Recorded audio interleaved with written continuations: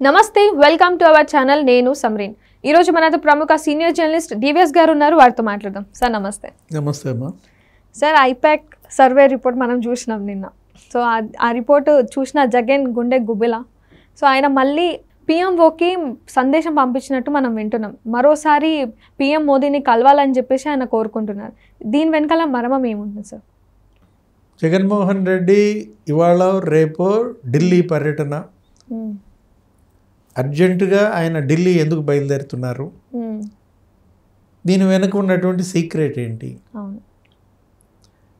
చంద్రబాబు పవన్ కళ్యాణ్ ఢిల్లీ పర్యటన అంటున్నారు వాళ్ళిద్దరి పర్యటన కన్నా ముందే తను అపాయింట్మెంట్ ప్రధాని మోడీని అడిగారు అంటే ఆంధ్రప్రదేశ్లో 3 రాజకీయ పార్టీల అధినేతలు వైఎస్ఆర్ కాంగ్రెస్ అధినేత జగన్మోహన్ రెడ్డి తెలుగుదేశం అధినేత చంద్రబాబు జనసేన అధినేత పవన్ కళ్యాణ్ ముగ్గురు ఢిల్లీ వెళ్తున్నారు ఒకరోజు అటో ఇటో వీళ్ళిద్దరూ వెళ్తున్న పని ఏంటి చంద్రబాబు పవన్ కళ్యాణ్ వెళ్తున్న పని ఇది కన్స్ట్రక్షన్ పొత్తు అలయన్స్ కట్టుబడి నిర్మాణం కోసం వెళ్తున్నారు మరి జగన్మోహన్ రెడ్డి ఎందుకు వెళ్తున్నారు అని అడుగుతారు డిస్ట్రక్షన్ అంటే ఏంటి విధ్వంసం కూలగొట్టడం అన్నమాట ఆయనకు కట్టుబడి ఇష్టం ఉండదు ఎవరు పచ్చగా ఉన్నా ఆయన కన్నెర్ర చేస్తాడు వెంటనే దాన్ని కూలేస్తే కానీ నిద్రపో ఇప్పుడు ఎక్కడ పొత్తు పెట్టుకుంటున్నారు వాళ్ళు ముగ్గురు పొత్తు పెట్టుకుంటే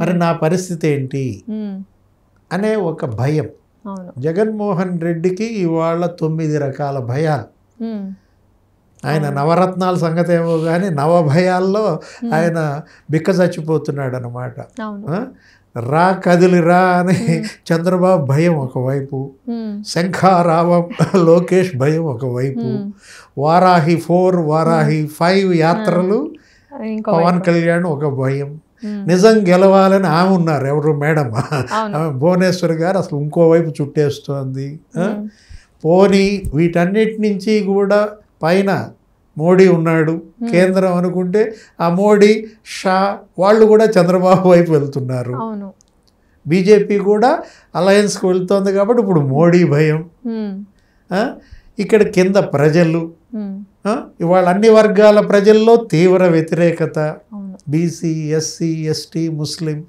అంగన్వాడీలు ఆశా వర్కర్లు పారిశుద్ధ్య కార్మికులు అందరూ రోడ్ల మీదే అంటే ప్రజల భయం ఇట్లా 9 వచ్చినాయా నీకు కౌంట్ సరిపోయింది 9 భయాల మధ్య కొట్టుమిట్టాడుతూ అన్యథా శరణం నాస్తి అంటున్నాడు ఎవరు ఢిల్లీయే శరణం గచ్చామి అంటున్నాడు అన్నమాట లాస్ట్ హోప్ అన్నట్టు ఇప్పుడు ఏది దింపుడు కల్లాం ఆశ చనిపోయే ముందు ఆ శవాన్ని తీసుకెళ్తుంటే అక్కడ దించుతారంట ఆ శవం పాడి మీద నుంచి లేచుద్దని 3 సార్లు దించుతారంట దింపుడు కల్లాం ఏదంటారు ఇప్పుడు దింపుడు కల్లాం ఆశతో జగన్మోహన్ రెడ్డి ఢిల్లీ పోతున్నాడా అంటాం ఎలా చూడాలి జగన్మోహన్ రెడ్డి పర్యటన నిజంగా రాష్ట్ర అభివృద్ధి కోసమో ప్రత్యేక హోదా కోసమో విభజన చట్టం హామీల కోసమో స్టీల్ ప్లాంట్ల కోసమో పోర్టు కోసమో ఎయిర్పోర్ట్ కోసమో వెళ్ళేవాడైతే ముందే వెళ్తాడు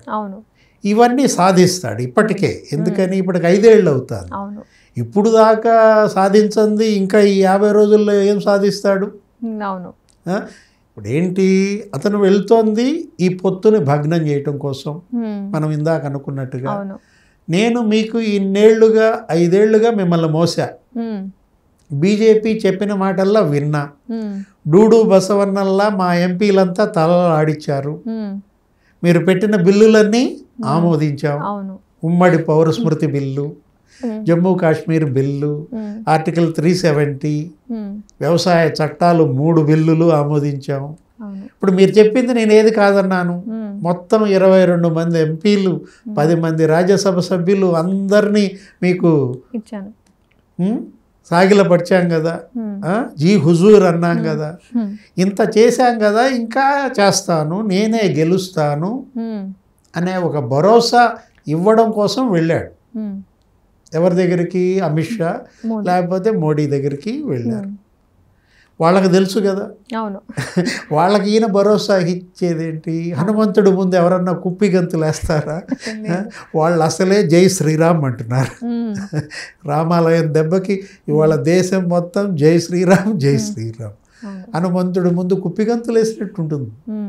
ఎందుకంటే జగన్మోహన్ రెడ్డి ఓడిపోతున్నాడు అనే సర్వేలు వాళ్ళ దగ్గర ఉన్నాయి. అమిత్ షా ఎవరు? Home minister. మొత్తం ఇంటెలిజెన్స్ సర్వేలు ఆయన దగ్గర ఉన్నప్పుడు ఈయన నేను గెలుస్తాను అని చెబితే మీకు నేను భరోసా అంటే వాళ్ళు ఏమంటారు? నీకే భరోసా లేదు అక్కడ, నువ్వు మాకేం భరోసా. ముందు అక్కడ గెలిచిరా అన్న దీంట్లో జగన్మోహన్ రెడ్డి గెలిచేటట్టుగా ఉంటే బీజేపీ చంద్రబాబుని ఫోన్ చేస్తుందా? లేదు. అమిత్ షా చంద్రబాబుకు ఫోన్ చేసి పిలిచాడు.